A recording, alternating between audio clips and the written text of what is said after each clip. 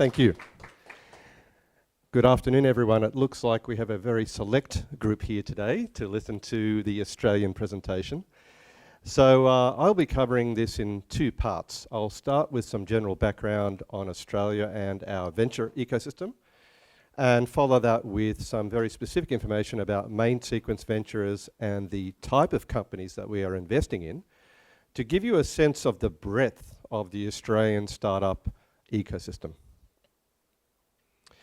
So let's start with some numbers. So 25 million. I don't know if you know what that number refers to.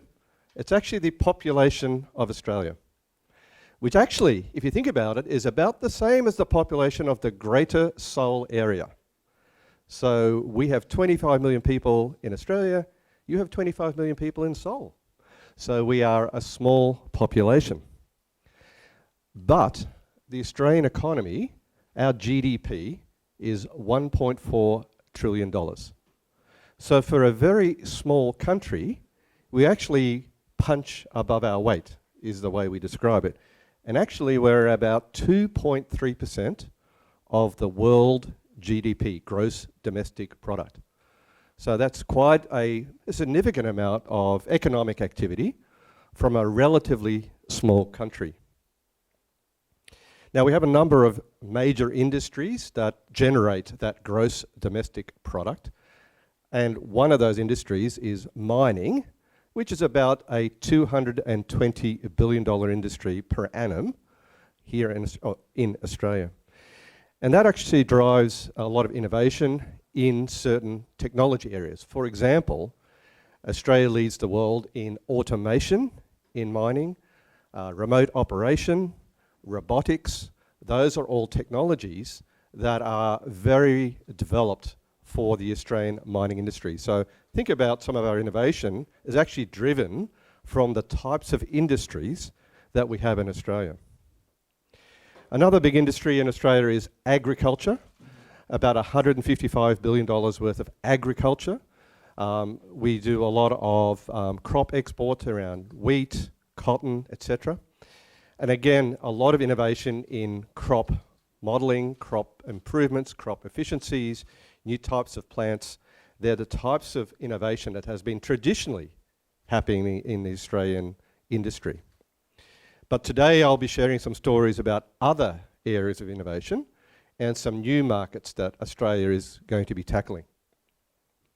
And two emerging industries that I will be highlighting today as part of my talk, and these are some of the areas that Main Sequence, our fund, is investing in, is both quantum computing and space. And you may not think about Australia about those two areas. And let me talk about why. So in quantum computing, Australia has been leading research in this area for over 20 years. So across a number of our universities, we have very, very strong quantum computing research and groups that are at the world's leading edge of the quantum computing technology revolution that will be occurring over the next 10 plus years. Similarly, we're seeing some very interesting developments in the space industry. So it may not be very well known that Australia was actually the 4th country in the world to launch a satellite, way back in the 1950s. But then what happened was we actually stopped investing in the space industry, and we really haven't done much of significance since the 50s. However, just last year, the Australian government established the Australian Space Agency. So we are actually now really actively pursuing the space industry as an area of opportunity. Because actually, we've been participating in the space industry for many years through areas such as Australia runs the NASA Deep Space Tracking Network. We have many of NASA's tracking stations in Australia. We are one of the world's leaders in radio astronomy. So a lot of technology around radio astronomy. These are all space-related technologies. So many of those assets are now looking at how they can be deployed in this new emerging space industry. And I will give a couple of company examples when I talk specifically what Main Sequence Ventures is doing. Now, it may also strike you as unusual that Australia is actually ranking very high in the global entrepreneurship rankings. And this is a study from the Global Entrepreneurship Institute that looks at the whole world from where is the best place to do entrepreneurship or startup activity. And Australia actually ranks number 5 globally. And it's across a number of factors. For example, the per capita income that's available, the favourable social sort of situation for people that want to be entrepreneurs, as well as the infrastructure and support from the government. Australia has a lot of government support for startups or early stage companies with grants and programs. So that's another very interesting fact to consider about where do you want to start your startup. Maybe Australia is a great place to think about. And then our venture capital industry has been up and down over the last 10 years. So you can see from this slide that the amount of money available from our venture capital industry has been sporadic. But you can also probably see that 2018 was a record year for new funds into the market and new capital raising. So in 2018, about $1.3 billion was raised by Australian venture capital funds. So I would say right now we are in a golden age of capital available in Australia for investing into new and early stage companies. And so lots of activity, and that's generating a lot of new startups and a lot of new ideas that are getting funded by this venture capital industry. And I thought I would highlight 3 companies that you probably may have heard of, that are some definitely unicorn and some that are 35 times a unicorn. So one company, for example, Atlassian, a technology company that builds tools for collaboration and developers. It's listed on the New York Stock Exchange, and its market capitalization is now $35 billion. $35 billion US dollars. So it's one of our most successful global technology companies that you may have heard of. Another startup called Canva, which builds tools for beautiful design of presentations and writing material. And they're now about $3.5 billion US market capitalization. And another company that you may have heard of that's actually operating here in Asia, Airwallex, which does foreign exchange transactions. They're about $1 billion market capitalization as well. So they're just 3 examples of unicorns or multiple unicorn companies that have come out of the Australian startup ecosystem.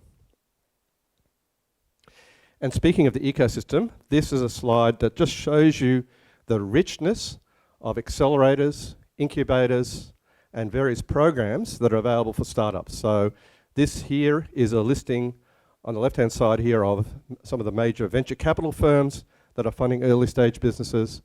We then have a very active co-worker space, so lots and lots of places where startups can work from and get low-cost rental space.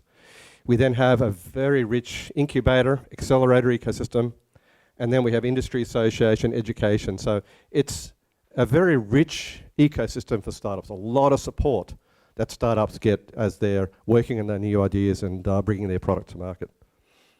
So that's just a very quick flyby of the types of support and where the Australian startup ecosystem is going. So what I'd like to do now is switch and talk about what main sequence is and how we think about the investments and the startup landscape that we're working with. So could we play the video, please?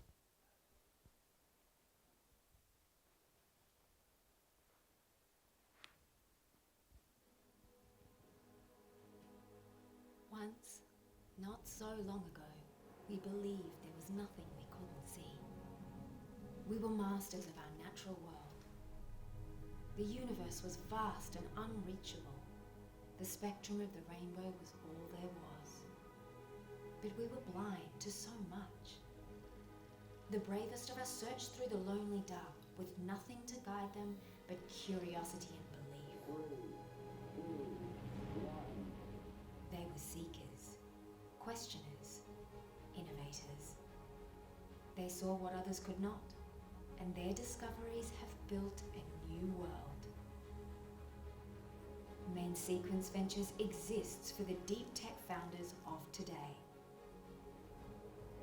Those with the courage to imagine the unimaginable. We work with you to create not only companies and jobs, but ideas as vast as the universe. Seek out the light in the dark, for without you, we are blind.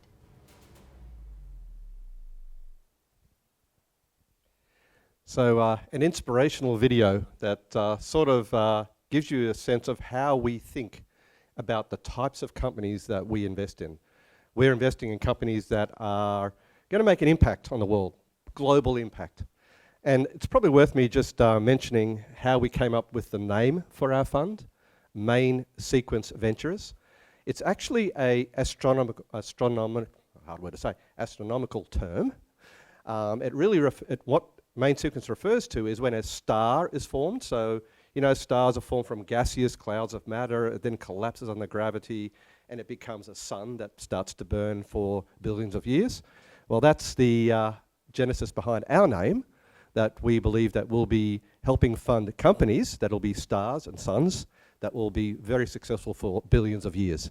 So that's how we came up with our name. It also probably indicates to you that we are a bunch of space nuts in our fund as well. So we like investing in that sort of area. So what are we about? What do we do at Main Sequence? So I suppose the sort of mission for us is that we want to be the venture capital fund of choice for deep tech founders. So if your company, your startup is deep tech, we believe we are the best fund in Australia and Asia to support you in those areas. Now, what do we mean by deep tech? So deep tech for us is something that comes from science. So maybe your product, your offering has some sort of scientific basis. Maybe it came from research. Maybe there's some research backing behind your offering. Or deep tech is also what we call a wicked engineering problem. Now, by that we mean a very difficult problem to solve, a hard engineering problem. We also consider that deep tech. So that's the lens that we use when we are considering a potential investment. It has to satisfy our deep tech criteria. And our view is that the future industrial giants, the new big successful global companies, will be built on a combination of digital and physical. So it's not just about software, it's about hardware and software. Another way to describe it is software wrapped hardware. You will see that in many of the companies we're investing in, there is a hardware component to their product offering, but enabled by software. So that's the type of company that we think will be able to be the next global winners. It's not just about software, because we believe that if there is a physical element to the offering, you will have a longer lifetime in that business. It's harder to disrupt that business if there's some physical aspect to the company. So how did Main Sequence Ventures come about? Well, our genesis was about 3 to 4 years ago, and it came out of a government initiative. Because in Australia, you may be aware that we have a very strong research ecosystem. Education is the 4th largest export in Australia through our university ecosystem. However, we have a lot of research going on, not so much commercialization. So there's a linkage problem, the linkage between research and commercialization. So the federal government asked the CSIRO, and the CSIRO is the government labs in Australia. There are around about 5,000 people that do pure research and applied research, asked the government labs to set up a venture capital firm. And that is who Main Sequence are. So our general partner behind the fund, and also an investor in the fund, is the CSIRO.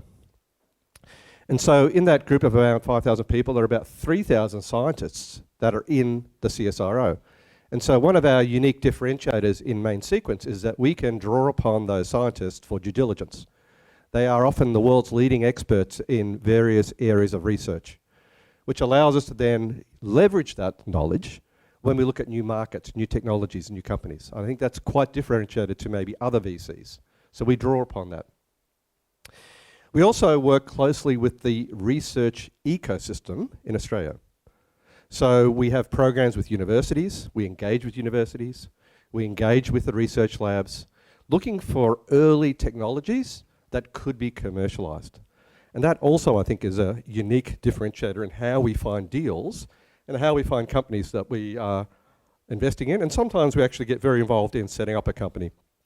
And I'll give a couple of examples of our portfolio where we found very interesting research teams and then actually instigated the forming of that startup company. And I think that, like all VCs, we are somewhat delusional. And by delusional, I mean that we all think as a VC that we can add value to our portfolio companies.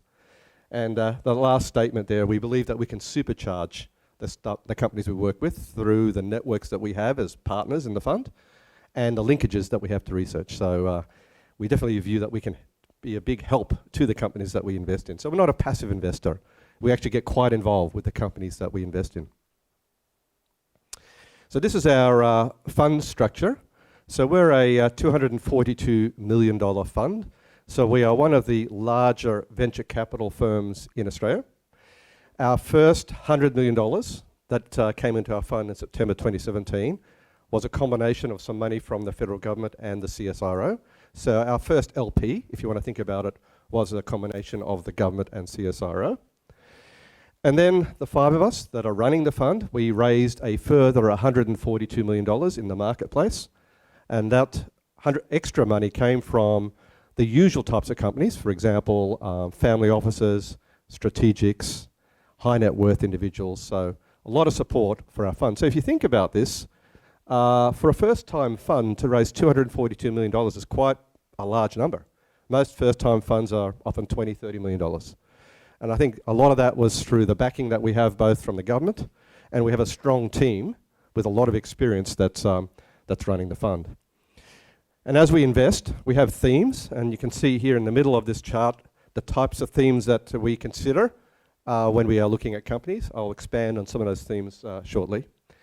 And we have our standard venture capital model where we'll invest in sort of 25, 30 companies, some early stage, some a little bit later stage. We continue to invest through those companies through Series A, Series B, especially if they are successful companies.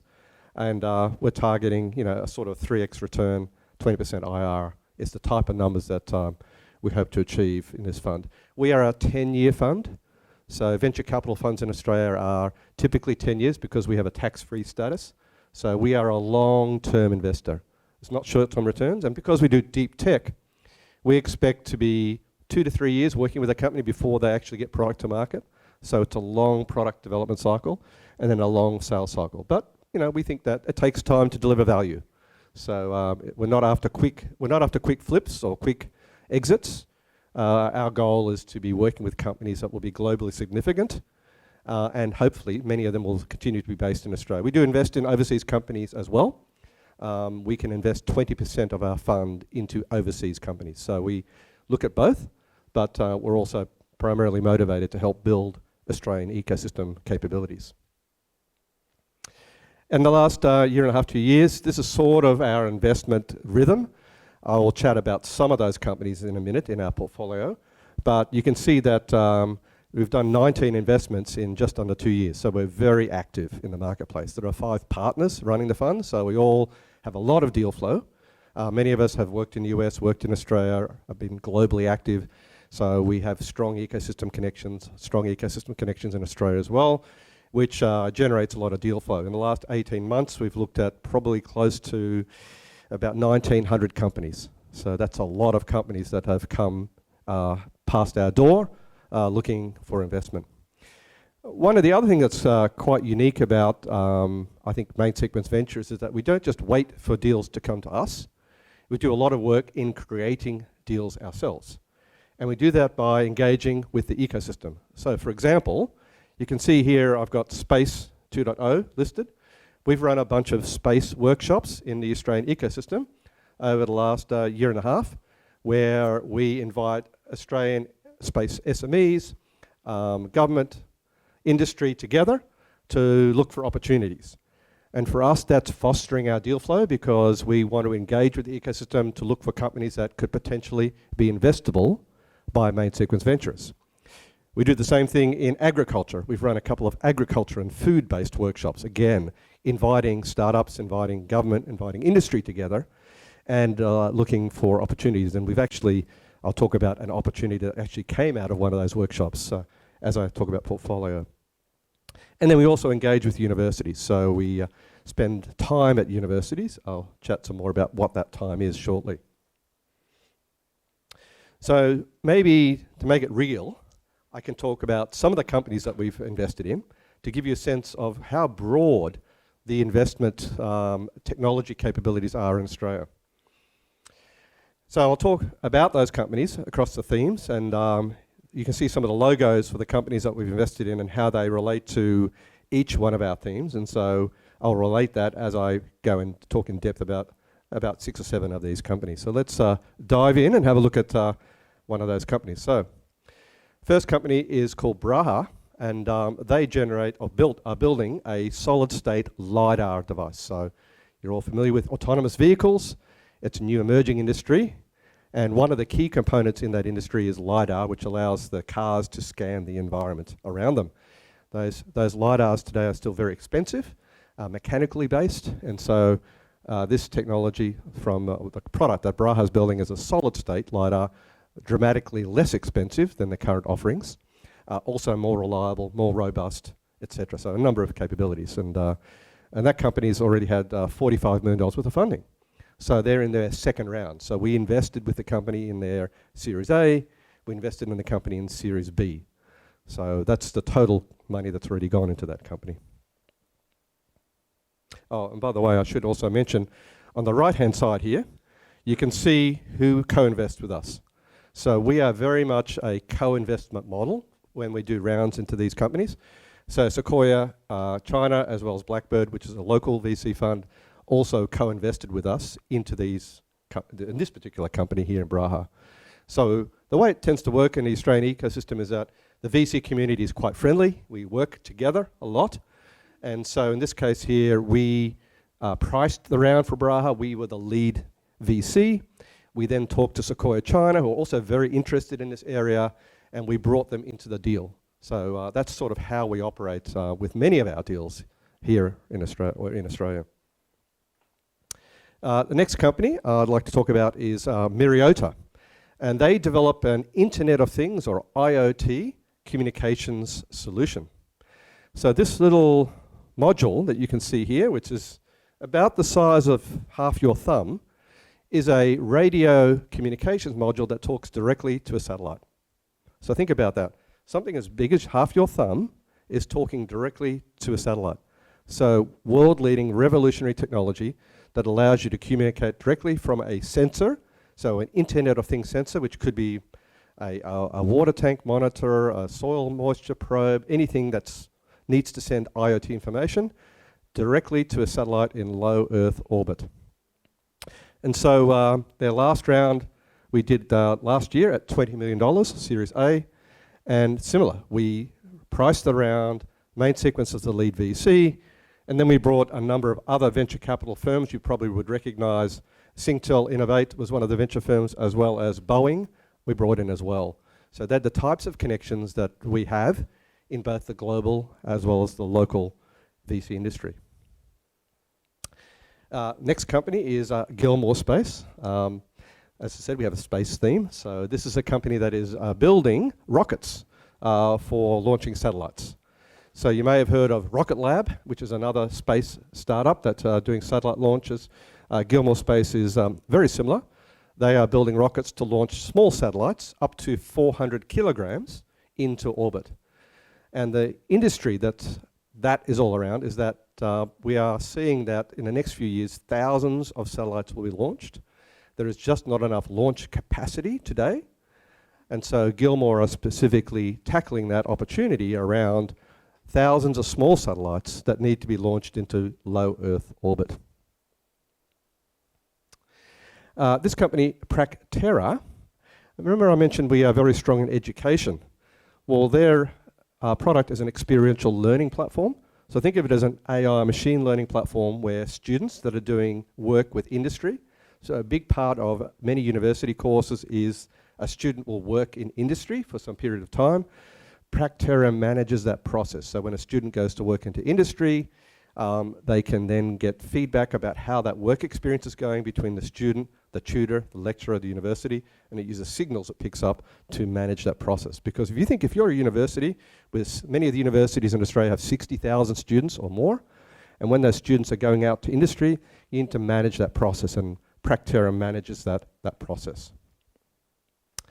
This company is Emercent, and they are a world leader in autonomous navigation. So they have developed technology that allows drones to navigate with no GPS, no other signals. And so their market is mining. So think about you're an underground mine, you need to map the mine, you may have done some blasting to expose a cavern for new mining extraction. Very dangerous situation. You can't send a person in there. What the technology from Emercent does, autonomous drone, you just send it in, it automatically maps the mine, sends this picture. You can see this is the type of picture that the drone generates using a LiDAR device on the front of the drone to give the mining operator exact information about what's happening inside their mine.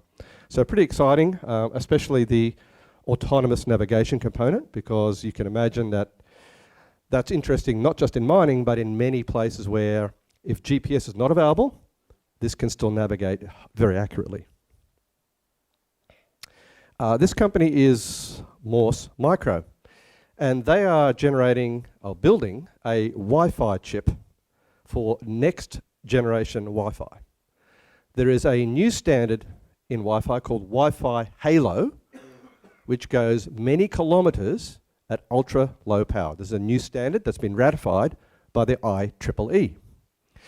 And so Morse Micro are building the first silicon for Wi-Fi Halo implementation. And actually there's a rich history of Wi-Fi in Australia because the current Wi-Fi standard first implementation was actually developed in Australia. And this is sort of building on that legacy. And indeed, it's quite interesting that some of the people that are working in Morse Micro are some of the people that invented Wi-Fi. So they've actually got a rich history of people working in the company with long history in this area. So, and so this new chip will be, like a Wi-Fi chip that you'll embed in your laptop or in cameras or whatever. But the important part about it is it goes for very long distance with very low power. So that's the new type of Wi-Fi technology. This company is in the quantum computing area, Q-Control. So this is a great example of where we actually spun a company out of a university. So as I mentioned, we had a thesis around quantum in that we have lots of great quantum research going on in Australia. And so we wanted to find a company that we could spin out and start in that area. And so we looked across all the universities in Australia, and then we developed an idea around this notion of what we call quantum error correction. So with quantum computing, you may have heard of these things called qubits, which are the unit of computation, if you want to call it that way. They're very unstable. Q-Control have developed technology to stabilize your qubits. So it's a way to help advance the state of the art for people that are building quantum hardware. And so we found this team. They were in Sydney University. We actually helped set up a company for them. We spun them out of the university and we funded the company. So that's an example where we get involved very early with a company if we find, if we're interested in that area. And so we'll start at that very point. We'll start helping build those companies. We don't just invest when a company is already in the market. And there we brought Horizon Ventures, Sequoia Capital, and Data Collective into the deal. So a great example there where when a local VC like us, Main Sequence Ventures, does a round or we start funding a company, we have lots of international VCs that are very interested in what we're doing, that want to partner with us, and where we've taken the lead. This company here, Capiche, they are working in AI machine learning, is probably the best way to put it. And what they do is they take unstructured information. So if you think about large amounts of unstructured text, let's imagine that you're a company and you've got a support database, customers leave comments and feedback on your product. They can take large amounts of information and build this map that shows you the types of sentiment, the types of conversations that your customers are having about your product. So solving this problem of large amounts of unstructured data and how to draw meaning out of unstructured data. Casada, they're a company that's finding bots, right? So bots on the internet. A problem for many companies, or a problem on the internet, is your website is always being attacked by bots. Denial of service attacks, people that are scraping information off your website, actually heavily loading your website, because much of the traffic that's hitting your website is actually not people, but it's bots, right? It's bots that are hitting your website, scraping that information. And what Casada do is they determine the good bots from the bad bots, and they dramatically improve the performance and reduce the attack surface on your website. So this chart shows here what was going on with this particular website, the traffic, and then as soon as they turn Casada on, their traffic drops down because it's actually stopping those bad bots that are doing the wrong thing from hitting the website, and both from a security perspective as well as improving it from a performance perspective. Indie Labs is a company that's developed a tool or hardware product for genetic treatment, I suppose is the best way to think about it. It's a microfluidic device that allows you to inject cell treatments, therapies into cells itself. So you all heard about gene therapy, gene treatments today. The challenge today is that you need a virus to carry those modified genes into your body. And Indie Labs does this via a mechanical method. So they take the genetic material that you want to put into somebody through taking somebody's original cells and mechanically inserting that new genetic material into their cells. That's probably one of our more medical related type companies, but we don't do drug companies, or pharma, but in this case here it's really not that. It's a mechanical device that's allowing you to do these treatments. Maxwell Plus is a cancer diagnostic company using machine learning and AI. So they take images from MRI scans, X-ray scans, etc., and do analysis on that with machine learning to then help pick up, in this case, their first area is prostate cancer. And the thesis around this is that today when you go and have an MRI scan and a human has to look at your scan and try and pick up if you have cancer there. Humans are only about 85% accurate. Imagine if your radiologist is having a bad day, is getting tired, maybe it's the end of a long day and they missed the cancer that might have been in your scan. Well, using machine learning and vision here, you don't have that problem because this is already at about 92% accuracy, so it's more accurate than a human operator. So it takes the human element out of the analysis, hopefully will lead to better diagnosis over time. Humans are still always involved to verify, but with machine learning you can drive a higher degree of accuracy. CoView is a collaboration company. They do remote, I suppose the best way to think about it is remote medical diagnosis and consultation. So in a country like Australia, we have a lot of the medical expertise is in the capital cities. It's hard for people that are remote in the country to get access to that. CoView is like your normal doctor's consultation process, but delivered over video. So it has like a waiting room and all the input that the doctor can see from X-rays and other patient information, and allows the doctor to deliver that consultation across a smartphone, a tablet, or a desktop display. So really democratizing the ability to deliver remote medicine. This is actually quite interesting. We're doing some work with Southeast Asian emerging nations as well to deliver advanced healthcare into other countries. RapidAim is a company that's developed a new way to detect pests in crops. Remember we said we had an agricultural theme? So this spun out of one of the research organizations, and they've developed a unique sensor that looks at the vibration that an insect makes. So instead of just using a camera, they can detect the different vibrations from different types of pests, fruit fly, different types of flying insects. And so if you're a farmer, you can put these sensors in your farm and it'll detect if you're having an infestation. For Australia, it's very important because many of our agriculture areas are pest-free, so it's very important for us to know if pests are starting to come in. So both from a farmer perspective and from a state perspective, this is a super important new product area. Fluorosat Digital Agriculture, on our agricultural theme, they take images, hyperspectral images from satellites and drones, and help a farmer predict what their crop growth is going to be. So you can see there's an image of a crop area.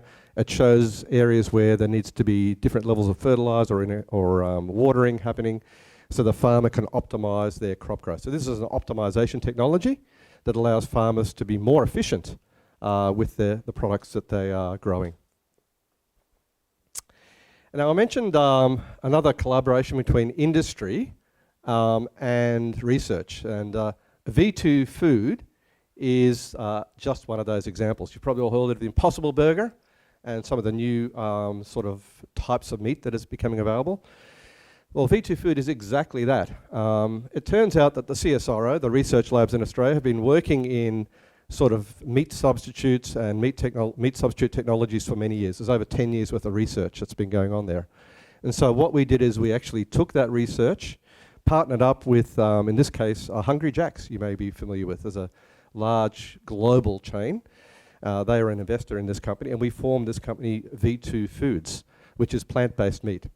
So this is meat that's completely coming from plants, sort of bean-based plants, probably the best way to describe it. But you can see here from the picture, it looks like meat. It smells like meat. And it tastes like meat, right? But it's completely vegetable-based. So this is a new emerging class of food, I suppose. And this is in our theme about feeding 10 billion people, because it's unsustainable for us to feed everybody on the planet meat. We just can't grow enough meat because cows and beef is a very expensive industry from resourcing perspective. Much easier if you can grow plants. And so this is our theme around how can we feed the world's population but still give them healthy food, but in this case plant-based meat. And the last company I'll highlight today is a company called Fivecast.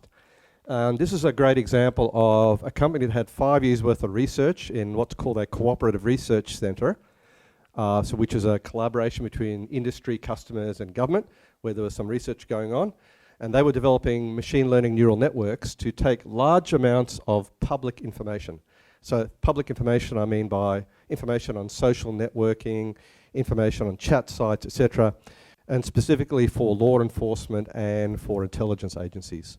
So their technology is all around, if you're a law enforcement agency and you have a person of interest that you may be thinking could have committed a crime, you can use their Fivecast technology to build up a network map of that individual.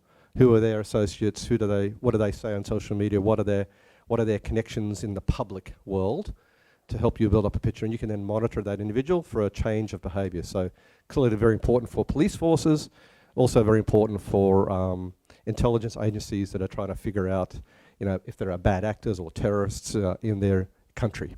So that's one of our recent investments. So that was a quick flyby of some of our portfolio companies. Just a few words on engagement and how we work with the ecosystem in Australia. As I mentioned, we have lots of accelerators, but the one we work with very closely is an accelerator called ON. And ON is the National Deep Tech Accelerator for Australia, and has programs across every state. And they run 3 or 4 programs every year where research teams that are anywhere in Australia can apply. It's like a 2 to 3 month program where they teach them staff science, they can potentially get some funding. And so for us, that's another example of deal flow, because the 5 of us that are running the fund, we actually look at all those applications, we help mentor those programs, we engage with the companies. So that's how we find those great companies that I was just showing and highlighting for us to be able to invest in. Speaking of universities, again, maybe something different to how we engage with universities to maybe other VCs, is that we have a special program called Venture on Campus, where once a month we do a deep dive at university. They're the 4 universities that we currently work very closely with in Australia, where we spend a day on site. Research teams can do proto pitching to us, they can pitch ideas, we then give them feedback about the commerciality of that idea. We also support their accelerators, And I mentioned we also do deal creation, where if we really like a research team, we'll actually help spin that company out of the university and fund them. And last, but maybe not least, just say a few words about who we are, our team. There are 5 of us in the fund, so 5 partners and an investment committee. So just I'll just talk about the individuals here at a super high level. You can see the companies that we've all been involved in. Bill Barty, he's one of the founders of Blackbird Ventures, which is one of the very successful venture firms in Australia. Myself, I was both doing startups as well as CTO at Citrix for 18 years. Phil Moore, who's the CTO of Kazaa, one of the very first file sharing platforms that were on the internet. Mike Zimmerman, also previous venture experience as well as having done spin-outs from research organizations. Mike Nichols, who's the 5th partner, was a director at Intellectual Ventures. You may have heard of Intellectual Ventures. And then we have 3 people on our investment committee that when we make an investment, they're also involved in decision.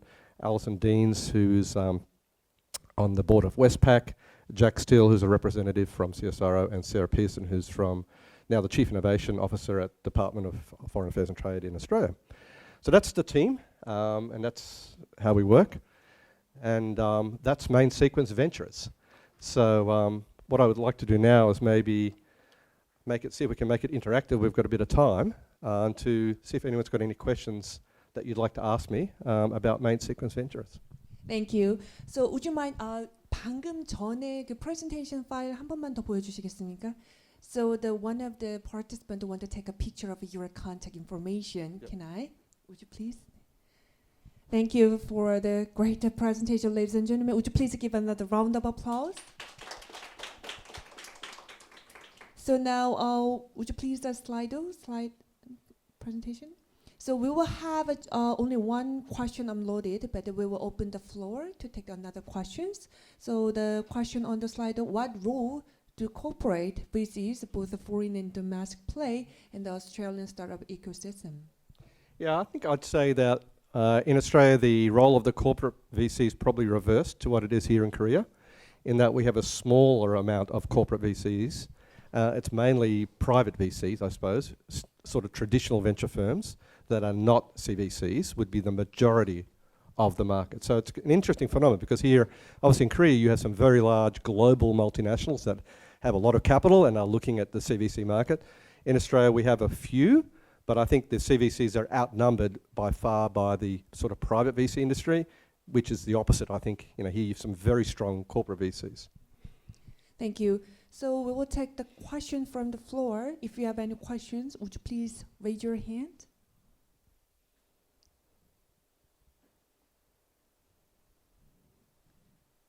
Okay, thank you. Thank you for the great presentation, ladies and gentlemen. Please give another round of applause. Thank you all.